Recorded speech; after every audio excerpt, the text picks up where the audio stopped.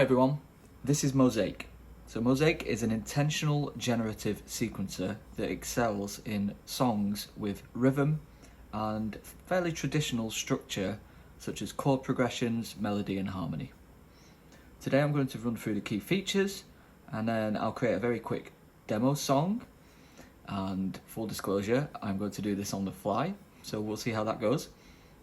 And hopefully by the end of the video you'll get a sense of what it's capable of, and then you can experiment with the sequencer yourself using the manual, which runs through the features in more detail. Okay, so let's start with the menu. So there are 5 pages in Mosaic. Each page has a slightly different function revolving around one of the key principles of the sequencer.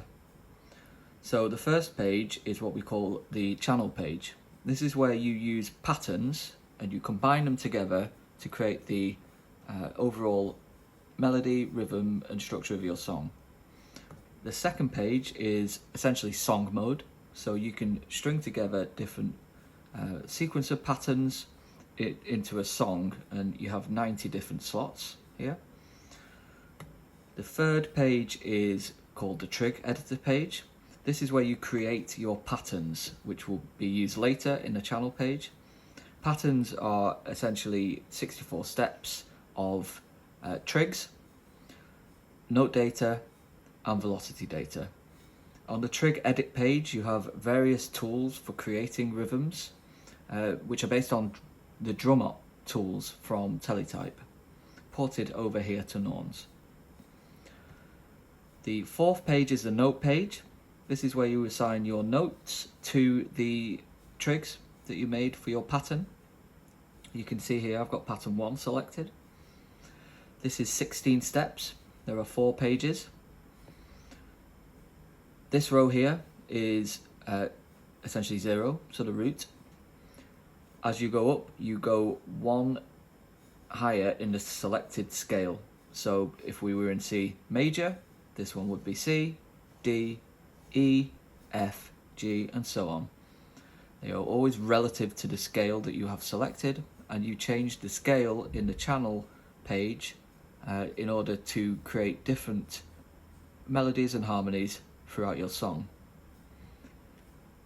On the note page you can also go down an octave to select notes down an octave and up an octave. And you can see here that on the Norn screen you're given helpful tips for what's happening when you press a particular button on the grid.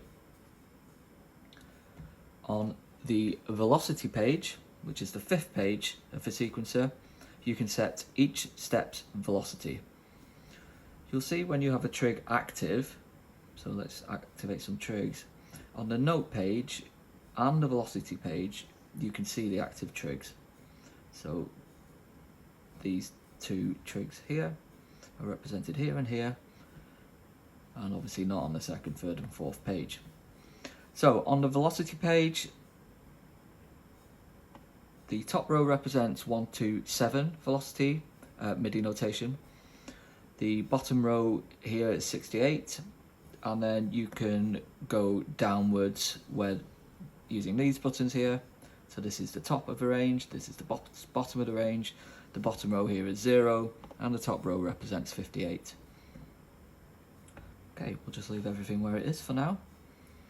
So, first of all, generally in the workflow, you would start by either thinking about the sound sources that you want in your song, so sound design, or you'd think about the patterns.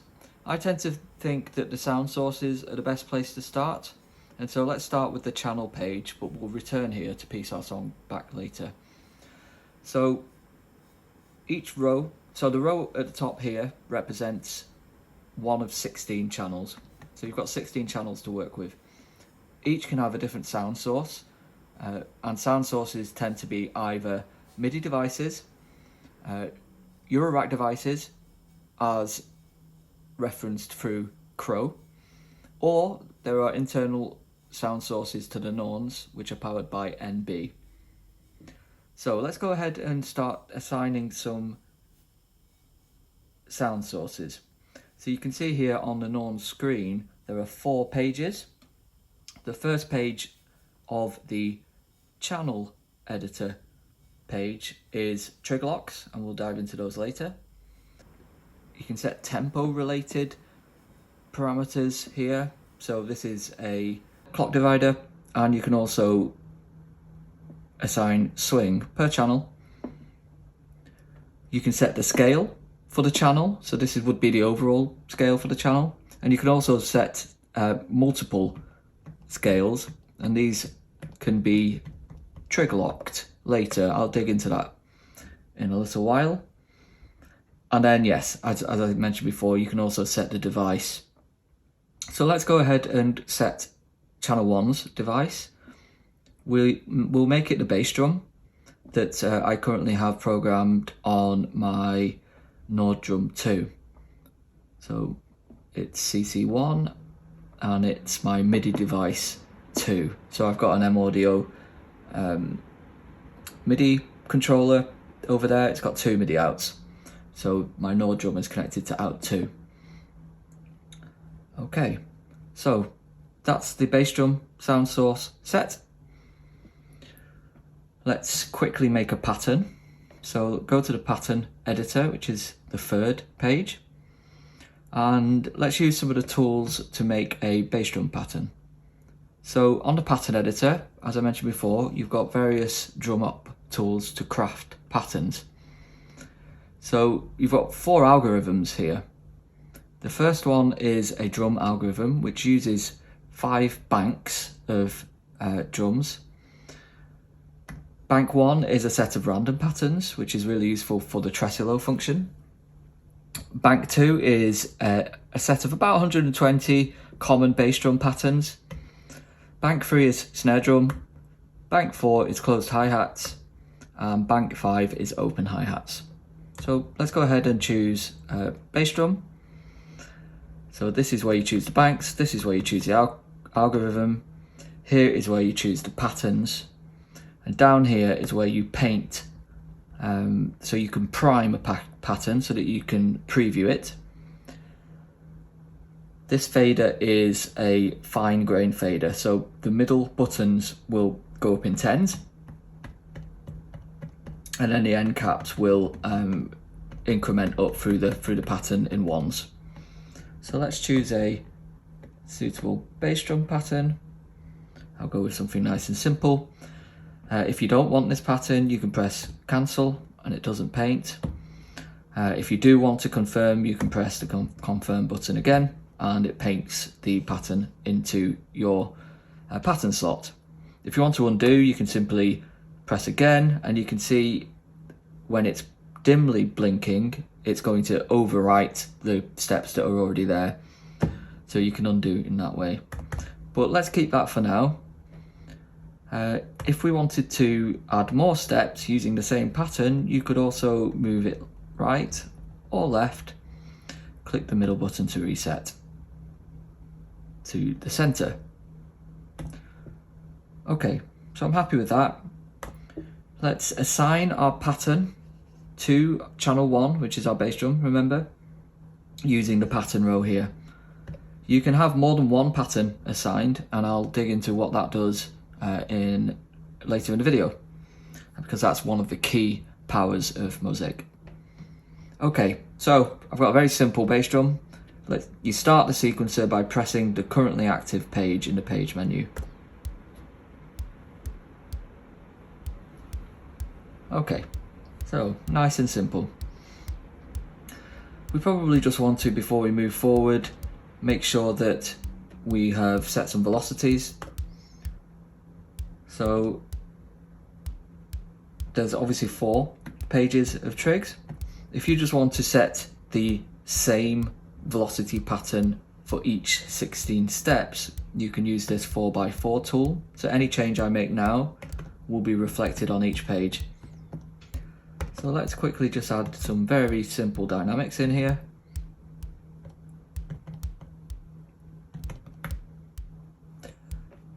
Okay, and you can see that that's reflected on each page. Let's just make the last one a bit stronger, and we'll also, let's make that slightly more interesting at the end. Okay, so stop the sequencer there. So that's a very simple bass drum. It's always a good idea to have a single drum pattern that is quite simple that you can anchor the rest around. So let's make something a little bit more complicated on channel 2, where I will use the syntact and I have a hi-hat on CC12. Okay, so that's the hi-hat on channel 2. Let's go to pattern 2 and create something a little bit more complicated with the Tresillo algorithm, which is this one here. So Tresillo is a pattern that essentially divides your 64 sequence by 3, and then it repeats the first pattern twice and it does the second pattern once. And it does this using a multiplication factor, which you can set on this page. So it goes all the way up to 64 and down to 8. I find 24 works the best, but experiment and see what works for you. Let's use the Tresillo and a closed hi-hat algorithms. Let's find, so with the Tresillo you choose 2 patterns. So you choose the first pattern, which will be repeated twice, and then you choose the second pattern, which will be repeated once at the end. And the multiplier means that it does it over 24 steps. So you'll be able to see when I edit the second pattern, it's these 2 parts of the pattern that change on 24. If I was to reduce this down, you'll see that it's a little bit more simple. It's uniform because it's 16, but it's still the end patterns that is changed with the end of the pattern that's changed with the second, and the start that's changed with the first. Right. Uneven multiplications tend to give more interesting results because it's not uniform across the sequencer. Okay.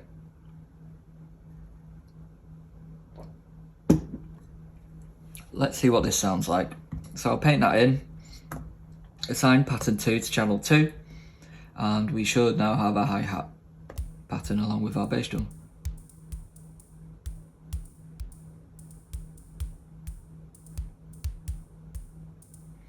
Okay, that's quite interesting, but it's not super interesting. So let's see if we can spice it up a bit. So you'll see it's really interesting because you can, any step that will be placed on a step that is already active will be deleted. So you can combine patterns in very highly related ways to create a new pattern. And that's the power in this drum sequencer. You'll see it's still highly related, but it is a brand new pattern.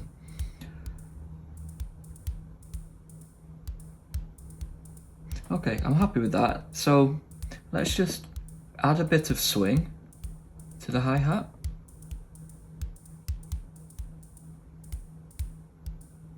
Okay, we'll leave it at that. Right, let's move to channel 3. Let's have a think about a bass line. So I've got a bass patch set up on my digitone, and we'll start a new pattern. And for this, I'll use Euclid. So Euclid is dead simple. It's as you would expect. You use the top fader here to change the fill, and you use the bottom one to change the length. Let's think about perhaps not quite so dense. Let's try this one. So you can also, if you hold a trig, you can set the length of a step. Let's make these a bit longer.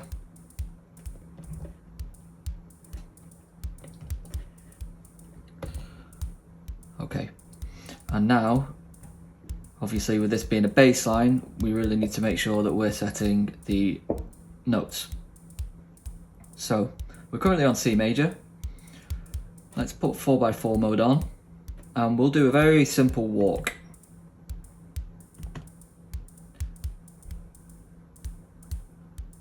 go down to the root, and then we'll walk up again, but we'll go to, let's go to the 6th, and then walk it back down. Okay, so 4x4 mode was on, so that's going to be the same on each, but obviously note that because the trigs are different on each page, they'll be affected by the different steps. Now let's quickly do velocity. Again, I'll use 4x4 mode for simplicity. And let's walk the intensity up. And then again, let's walk the intensity up. Very subtly. Okay, so that's my very simple bass line. Let's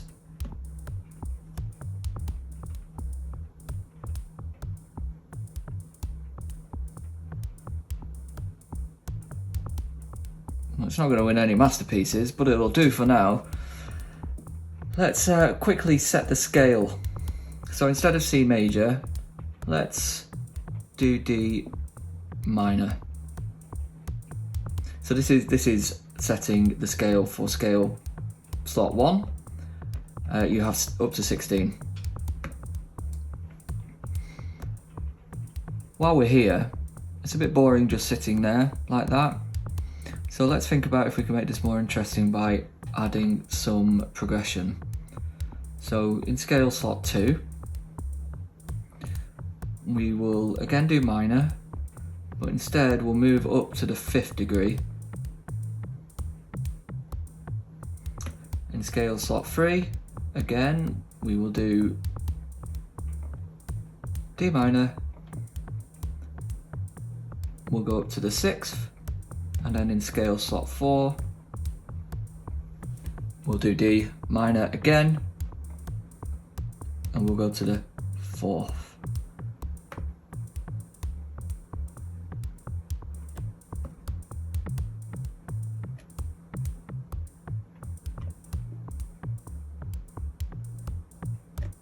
Okay, so you can hear we've got a bit of a progression going.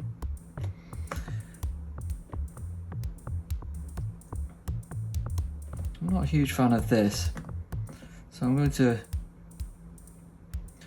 try again. Let's take the bass drum and let's run it through the bass drum bank, and let's run it through a Tresillo. See if we can get something a bit more interesting. Okay, let's try this one, but we'll move it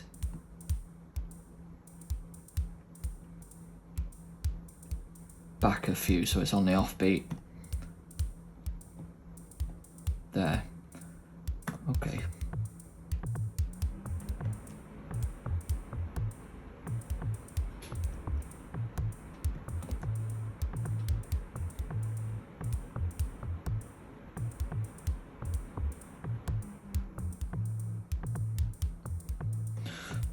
That's a bit more interesting. Okay, so back to the channel page. Now what we can do is, by using the global scale page, and to get to that you hold down the scale button, we can set a progression of the scale slots that we set up previously. And to do this we use a thing called trig locks. To set a trig lock, you hold down the trig and you press the thing that you want to lock, and then you can see that the light starts to blink where you have a trig lock. So let's do a walk up the scale progression that we set earlier by setting each one to the start of each of the 16 notes. And you can see here that the light is dimly lit, showing that we're walking up the scales. Press the channel button to return, and you can see now that we are progressing through the scales.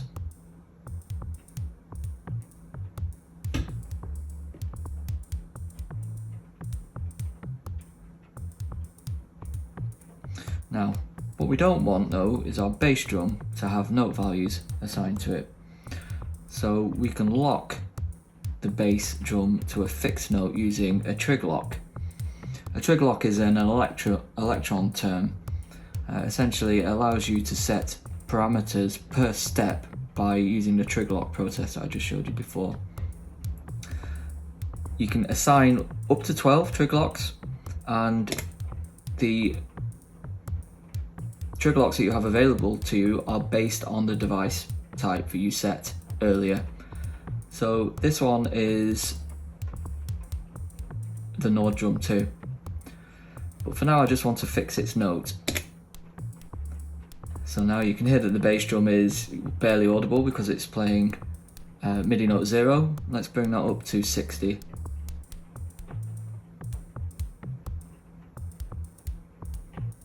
Now any pattern note value won't have an effect, it will always play note 60. So we've got other trig locks that are available to us, and they can change the timbre pitch of the current patch, or you can use them to alter how the sequencer works in Mosaic. I will show you that a little bit later. But for now, let's get a little bit more melody going, and we'll set a new sound source. And let's use our Just Friends channel 1 monophonically. There we go. And we will create a new pattern. I'll use the random bank and the Tresillo function.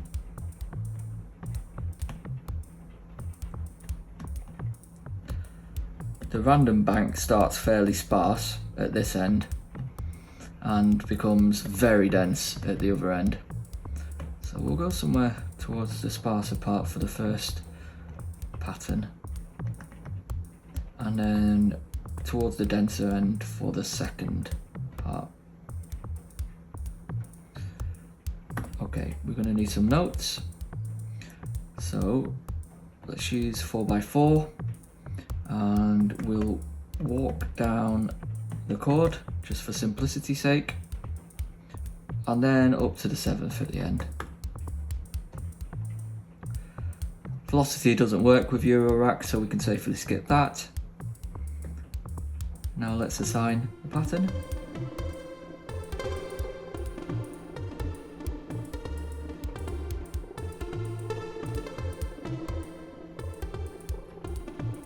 So you can hear that this is also walking up the scale.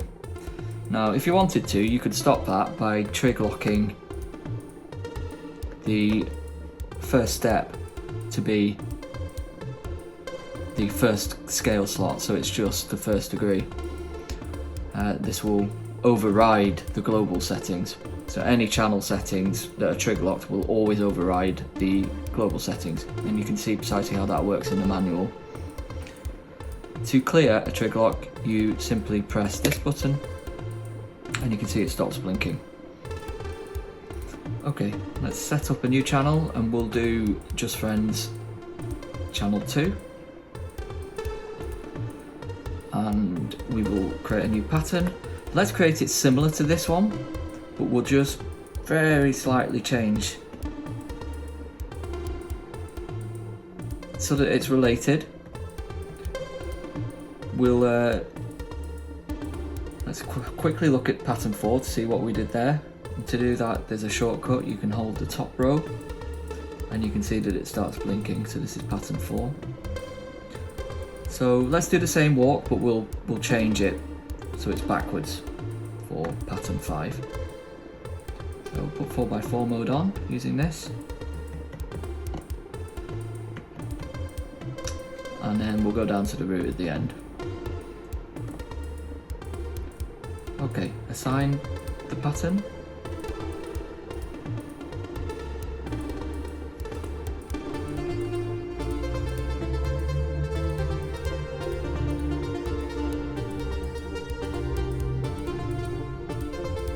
Okay, that sounds interesting.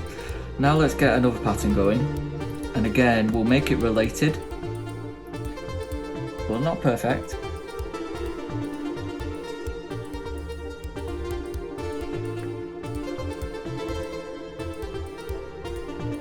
Okay, let's try that. We'll set some notes.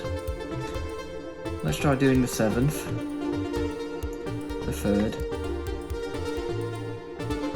the 7th, and then the 3rd again. Now for this pattern, what I'm going to do is I'm going to use what we call the merge modes in the channel page. So the merge modes is where you can assign more than one pattern to a channel, and the way in which the two patterns interact changes the sound and the melody of your channel. So for Just Friends 1, let's add in this 5th pattern and see what happens. Okay, so you can see it's changed the trigs. And the reason it's changed the trigs is because we're on what's called skip merge mode. So if any of the steps have 2 trigs, one in each pattern, they will cancel each other out.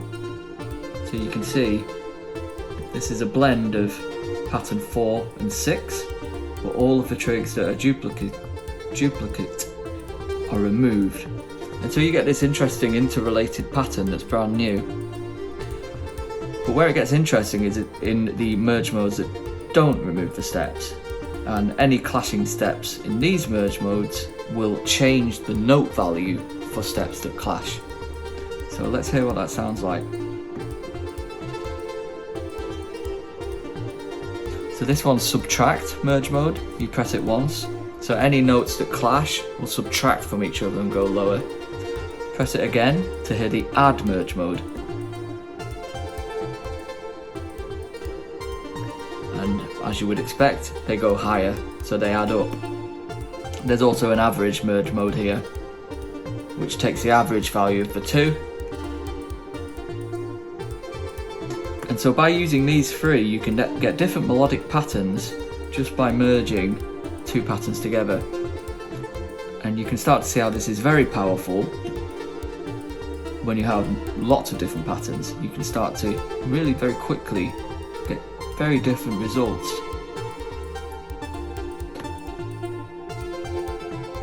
So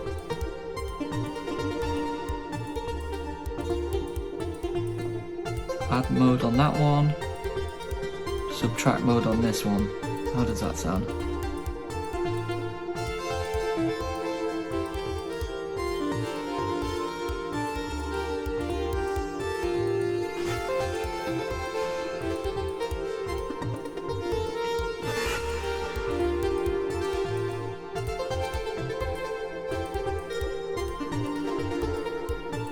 Sounds pretty good. Let's change them both to subtract.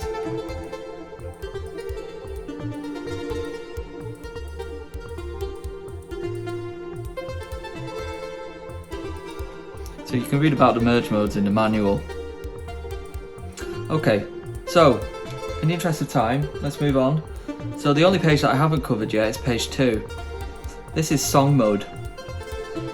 So with song mode, you can chain together patterns, well, sequencer patterns I call them, and a sequencer pattern is basically everything that we've just done contained in one unit.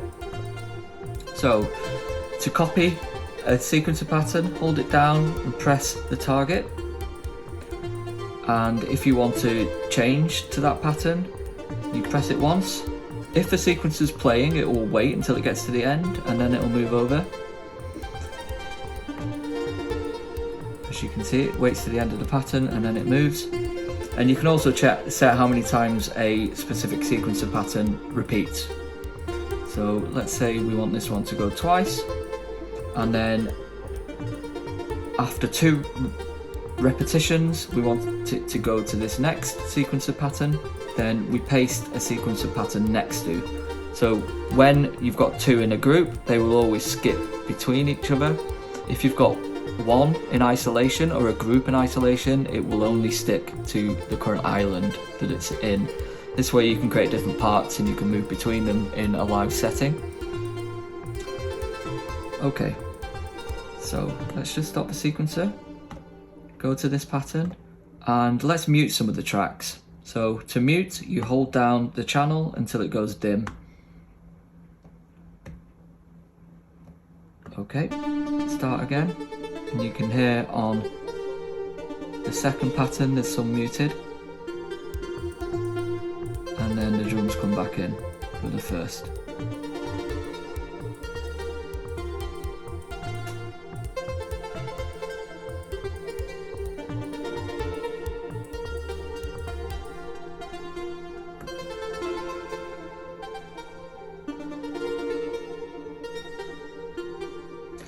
So you can create as many as you want, and obviously the power in this is that you can make a copy and then you can change the merge modes to be different for each one.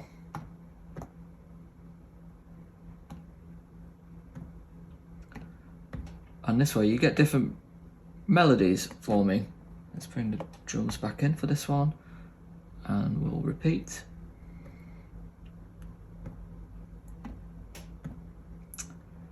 This section here is octaves, so 0 octaves, +1, +2, -1, -2. So let's set a different octave for this final one. Change the repeats down here. And let's hear what this sounds like. Not going to be a masterpiece, obviously, but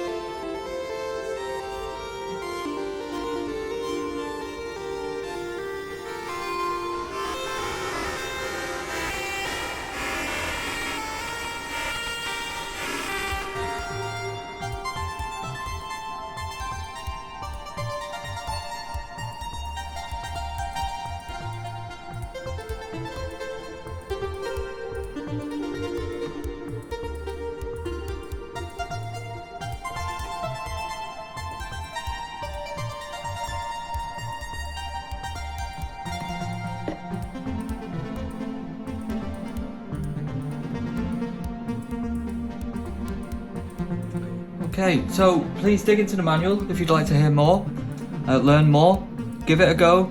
It's still very early alpha, so there may be a few bugs. Please do report them on the lines thread. And yeah, thanks for watching. Have a great day.